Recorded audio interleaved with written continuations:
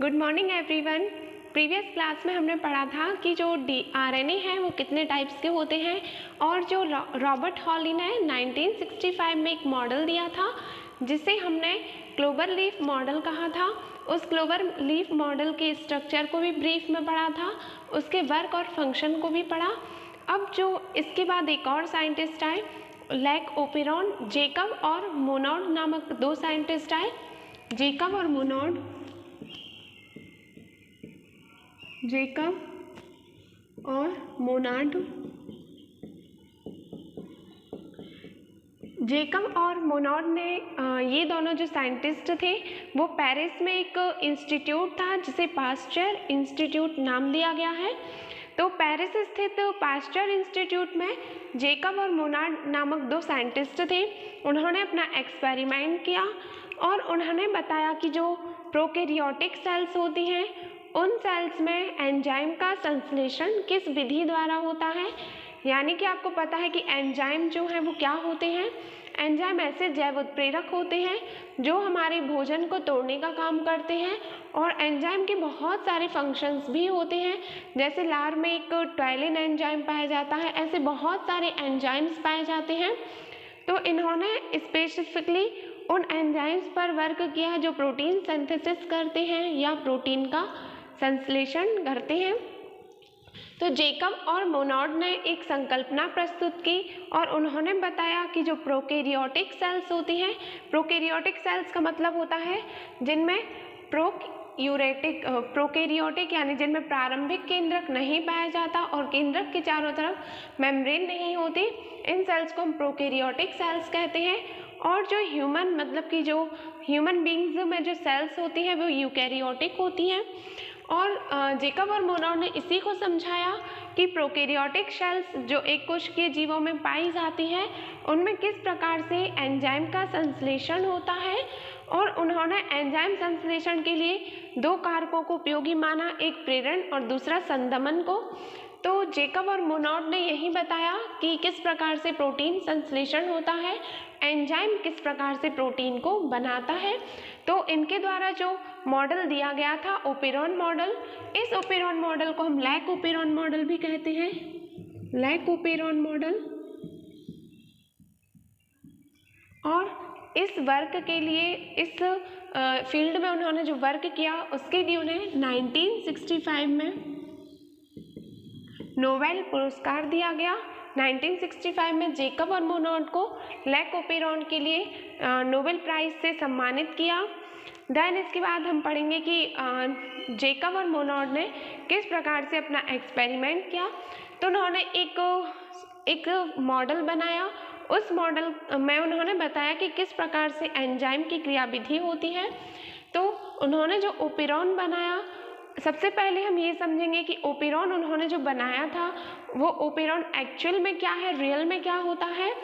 तो जो डीएनए होता है, डीएनए के एक छोटे खंड को ही हम ओपेरॉन कह देते हैं क्योंकि हमारी बॉडी में बहुत सारी मात्रा में डीएनए होता है।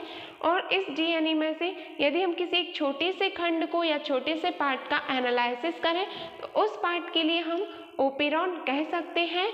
और ये जो डीएनए का एक छोटा खंड होता है वो एकल नियमन इकाई की तरह काम करता है।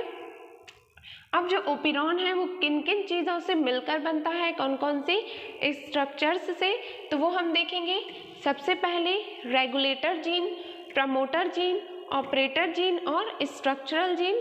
यानी कि जो ओपेरॉन मॉडल है वो 4 प्रकार के जीन से मिलकर बनता है, रेगुलेटर, प्रमोटर, ऑपरेटर और स्ट्रक्चरल जीन। जो यहाँ पे रेगुलेटर, प्रमोटर और ऑपरेटर जीन है, इन तीनों जीन्स के लिए हम स्ट्रक्चरल जीन या नियामक जीन या कंट्रोलर जीन कहते हैं। आरपीओ के लिए हम शॉर्ट में यहाँ पे आरपीओ से याद कर सकते हैं। आरपीओ जो है वो कंट्रोलर या नियामक जीन होते हैं, कंट्रोलर जीन। और इसके बाद जो स्ट्रक्चरल जीन होते हैं, स्ट्रक्चर जो जीन होते हैं वो अलग से पाए जाते हैं और उनका वर्क भी इन तीनों जीन से अलग होता है। अब यदि हम बात करें इनकी स्थिति की या इनके अरेंजमेंट की कि ये जो सभी जीन्स हैं वो किस प्रकार से ओपेरॉन मॉडल में अरेंज होते हैं, तो इस सीक्वेंस को हम इस मॉडल के थ्रू समझेंगे। यहाँ पे आपको सबसे पहले दिख रहा है कि ये जो है ये हमारा डीएनए है, ये वाला भाग जो आपको दिख रहा है ये हमारा डीएनए है। और आपको पता है जो लैक ओपेरॉन होता है, चाहे डीएनए कोई भी हो, डीएनए हमेशा न्यूक्लियोटाइड का बना होता है, और जो लैक ओपेरॉन होता है उसमें 100 न्यूक्लियोटाइड्स पाए जाते हैं। अब यहाँ पे सबसे पहले जो आएगा वो आएगा रेगुलेटर जीन, जिसे हमने आई से रिप्रेजेंट किया। आई फॉर इनिशियल, जो सबसे स्टार्टिंग या जो सबसे शुरुआत में पाया जा रहा है उसे हमने इनिशियल कहा, और रेगुलेटर जीन कहा। अब आपको पता है रेगुलेट करना यानी कि किसी भी चीज़ को कंट्रोल में करना रेगुलेटर कहलाता है।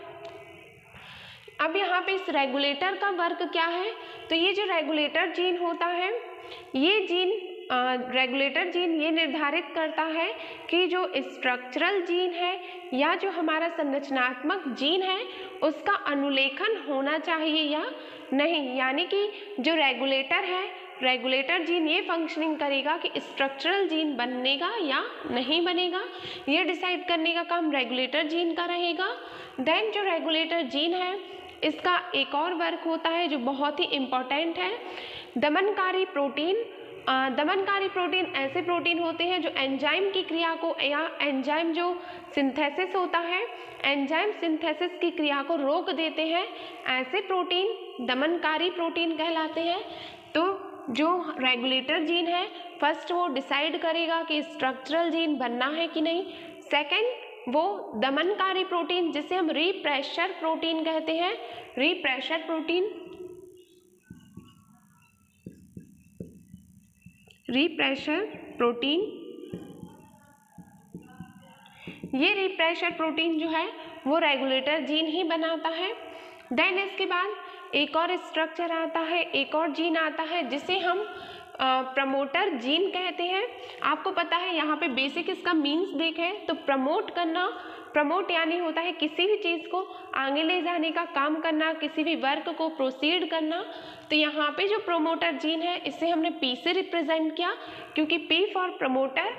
अब ये प्रमोटर जीन जो है, इस प्रमोटर जीन का वर्क ये होता है कि ये जो प्रमोटर जीन होता है इस जीन पर आरएनए पॉलीमरेज एंजाइम आकर बंधित होता है।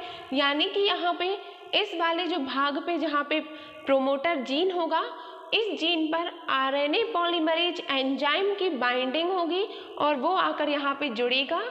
RNA binding site of RNA polymerase enzyme, यहाँ पे पॉलीमरेज एंजाइम आकर जुड़ जाएगा। और ये जो प्रमोटर जीन होता है, ये प्रमोटर जीन, रेगुलेटर जीन और ऑपरेटर जीन, ये यहाँ पे रेगुलेटर जीन और ये वाला हमारा प्रमोटर जीन है, और इन दोनों के बीच में हमारा जो है वो प्रमोटर जीन पाया जाता है। अब इसके बाद एक और जीन आता है ऑपरेटर जीन। अब ऑपरेट करना यानी किसी भी चीज़ को ऑपरेटर करना मतलब किसी भी चीज़ को आगे बढ़ाना या किसी भी चीज़ को करना, तो ऑपरेट करना। तो binding site of refresher protein, यानी कि जो रेगुलेटर जीन ने जो प्रोटीन बनाया था उस प्रोटीन को हमने दमनकारी या रिप्रेशर प्रोटीन कहा था। अभी आपको बताया रेगुलेटर जीन ने यहाँ पे एक प्रोटीन बनाया जिसे हमने दमनकारी प्रोटीन या रिप्रेशर प्रोटीन कहा।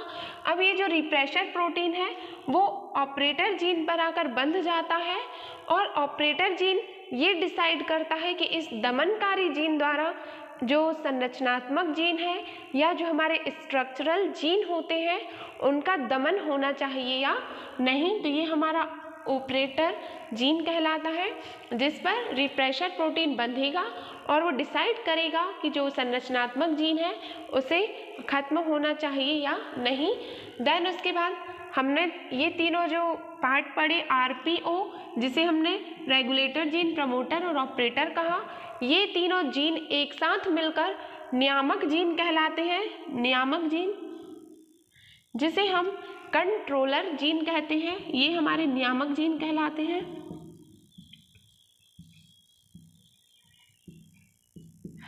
नियामक जीन। देन इसके बाद आपको अभी बताया था कि जो ओपेरॉन मॉडल है वो नियामक प्लस संरचनात्मक का बना होता है। नियामक प्लस संरचनात्मक जीन। तो अभी हमने यहाँ पे जितना भी पढ़ा या जितना भी हमने समझा वो नियामक जीन था। अब इसके बाद एक और जो लैकोपेरॉन का छोटा सा पार्ट बचता है डीएनए का, उस पार्ट के लिए हम स्ट्रक्चरल जीन या संरचनात्मक जीन कहते हैं। ये संरचनात्मक जीन में 3 भाग पाए जाते हैं और जो अलग अलग पार्ट्स में अलग अलग जगहों पर सेपरेट होते हैं। इनमें से तीनों हैं सिस्ट्रॉन जेड, सिस्ट्रॉन बाय और सिस्ट्रॉन ए। जो सिस्ट्रॉन जेड है, सिस्ट्रॉन जेड का फंक्शन होता है कि ये तीनों, सबसे पहले ये तीनों जो संरचनात्मक जीन हैं, ये जीन किसी न किसी एंजाइम को बनाने के लिए उत्तरदायी होते हैं, यानी किसी न किसी एंजाइम को बनाने का जो वर्क है वो इनकी रिस्पॉन्सिबिलिटी होती है। तो जो सिस्ट्रॉन जेड होता है वो बीटा ग्लैक्टोसाइडेज को बनाता है, beta galactosidase enzyme, beta galactosidase enzyme को बनाता है। और सिस्ट्रॉन बाय जो होता है वो बीटा ग्लैक्टोसाइडेज एपिमेज एंजाइम को बनाता है, परमीएज एंजाइम को बनाता है सिस्ट्रॉन बाय। और लास्ट में जो सबसे ओपेरॉन का जो लास्ट वाला पार्ट बचता है स्ट्रक्चरल जीन का, उसे हम सिस्ट्रॉन ए कहते हैं। और ये जो सिस्ट्रॉन ए है वो बीटा ग्लैक्टोसाइडेज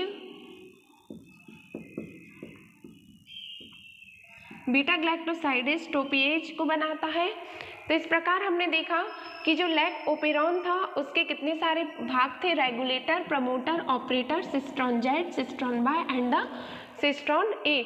अब इनमें से ये तीनों जो भाग हैं वो हमारे कंट्रोलर जीन को बनाते हैं और ये जो सिस्ट्रॉन जेड, सिस्ट्रॉन बाय और सिस्ट्रॉन ए है वो स्ट्रक्चरल को बनाता है और ये दोनों मिलकर लैकोपेरॉन बनाते हैं।